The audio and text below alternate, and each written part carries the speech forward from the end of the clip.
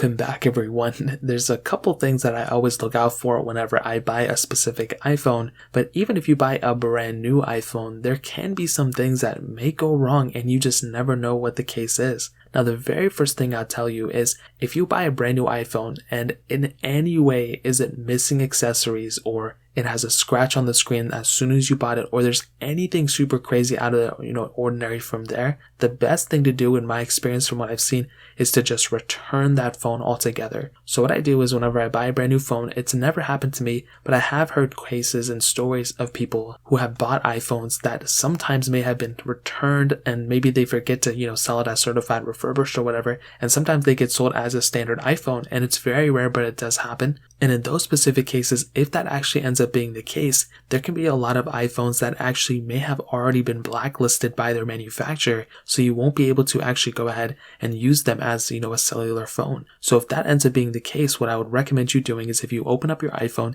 and you see there are scratches alongside of the device, the cameras have scratches, the front camera has scratches, whatever, anything like that, you are much better off just returning the iPhone to Apple and then getting a new iPhone back.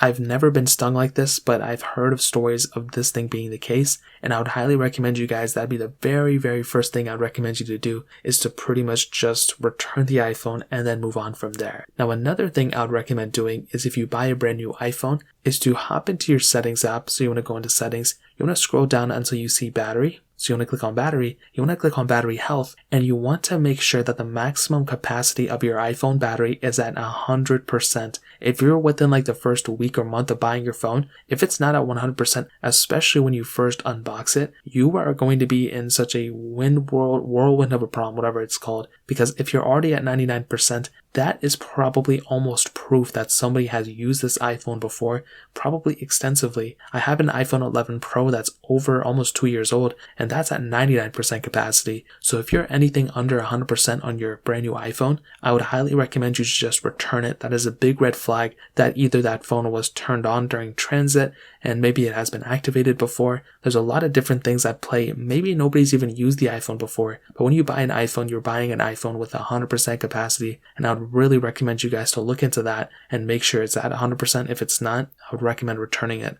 Now, buying a used iPhone, I'm sure a lot of you know, make sure it's not stolen, make sure it's good and all that stuff. But another thing I don't really hear too many people talk about is screen burn-in. Now, with these iPhones, these are extremely good devices. Their panels are very good. I've not had any burn-in on any of my iPhone panels that have OLED displays, but I would still recommend you keep an eye out on your panel. If your specific iPhone seems to maybe have a little bit of a status bar indentation, maybe the status bar always seems to be there even on full screen panels or whatever, I'd recommend you just loading up like a white display on your specific phone and seeing if it has any retained images. If it does, I would highly recommend you to check into your iPhone, maybe return it as well. That may be one of those things you're going to have to do, mostly because you don't want to buy an iPhone that probably already has a bunch of screen burn-in. It's going to affect its resale value. So those are the main things that I'd recommend doing. If your iPhone meets this criteria and you just bought it, I would probably recommend returning it for sure. If you guys have any other questions or anything, let me know in the comment section as well. Hit the like button, that'll mean so much, but definitely hit that subscribe button.